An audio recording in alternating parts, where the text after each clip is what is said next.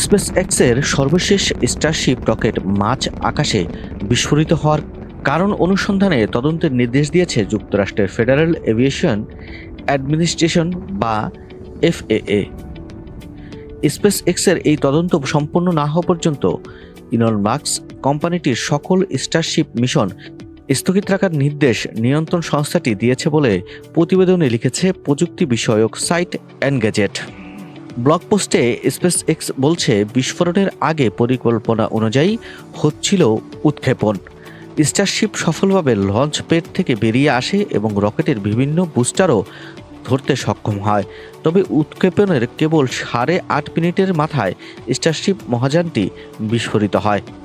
American সংবাদ মাধ্যম CNBC এক প্রতিবেদনে লিখেছে, এ আকস্মিক বিস্ফোরণের পরপরই আশেপাশের এলাকাকে ধ্বংসাবশেষ উদ্ধার অঞ্চল ঘোষণা করেছে এফএএ।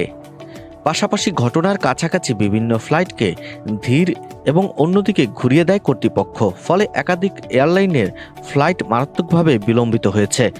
এফএএ এক বিবৃতিতে বলেছে, এই বিস্ফোরণের ধ্বংসাবশেষ ধসে কেউ আহত হয়নি। তবে টাস্ক অ্যান্ড কাইফোর্স দ্বীপপুঞ্জে সরকারি সম্পত্তির ক্ষতির প্রতিবেদন তৈরির কাজ করছে তারা। এ আকস্মিক বিস্ফোরণ নিয়ে স্পেসএক্স যে তদন্ত করবে তা কেবল বিস্ফোরণের কারণই নয়, বরং এমন ঘটনা যাতে আবার না ঘটে তার জন্য কোম্পানিটি কী সংশোধনমূলক পদক্ষেপ নেওয়া উচিত তাও নির্ধারণ করতে হবে বলে জানিয়েছে সংস্থাটি। স্পেসএক্স বলছে, প্রাথমিক তথ্য উপাত্তে রকেটের পেছনের অংশে আগুন লাগার ইঙ্গিত মিলেছে। এদিকে এই ব্যর্থতার ভিডিও নিজের সামাজিক যোগাযোগ মাধ্যম এক্সে শেয়ার করে মাস্ক লিখেছেন, সাফল্য অনিশ্চিত হলেও বিনোদন কিন্তু নিশ্চিত। স্টারশিপের এমন বিস্ফোরণ এটিই প্রথম নয়। এর আগে অনেকবার এমন বিস্ফোরণের মুখে পড়েছে স্পেসএক্সের বুস্টার ও স্টারশিপ মহাকাশ যান। তবে বিভিন্ন সুপার হেভি বুস্টার ধরা ও তা পুনর্ব্যবহার প্রযুক্তিতে উন্নতি করেছে কোম্পানিটি।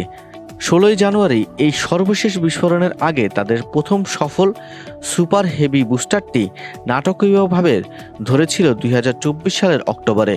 সেবারই প্রথম সফলভাবে এই রকেটের সুপার হেভি বুস্টারকে উৎক্ষেপণ প্যাডে নিরাপদে অবতরণ করাতে পেরেছে স্পেসএক্স।